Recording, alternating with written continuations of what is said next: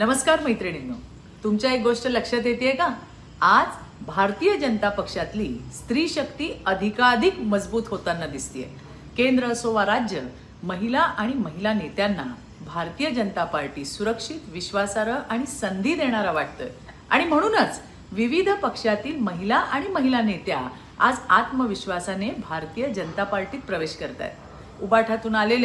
उबाठातून भाजपमध्ये आलेल्या तेजश्रीताई घोसाळकर, काँग्रेसमधून भाजप परिवारात सहभागी झालेल्या प्रज्ञाताई सातव, शेकापमधून आलेल्या चित्राताई पाटील आणि इतरही अनेक, या सर्व महिला आणि महिला प्रतिनिधी त्याचं जिवंत उदाहरण आहे. या सर्वांना एक ठाम विश्वास आहे की माननीय प्रधानमंत्री नरेंद्र मोदीजी आणि महाराष्ट्राचे लाडके मुख्यमंत्री देवेंद्रजी फडणवीस म्हणजेच आपले देवाभाऊ यांच्या नेतृत्वात कष्ट, क्षमता आणि स्वप्नांना खरी संधी आणि न्याय मिळतो.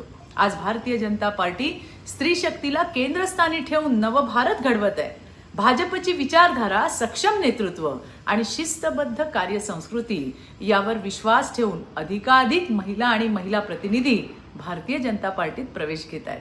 कारण आता हे सिद्ध झालंय की महिला सशक्तीकरण केवळ भाषणापुरतं न ठेवता प्रत्यक्ष कृतीत उतरवणारा पक्ष म्हणजेच भारतीय जनता पार्टी. धन्यवाद.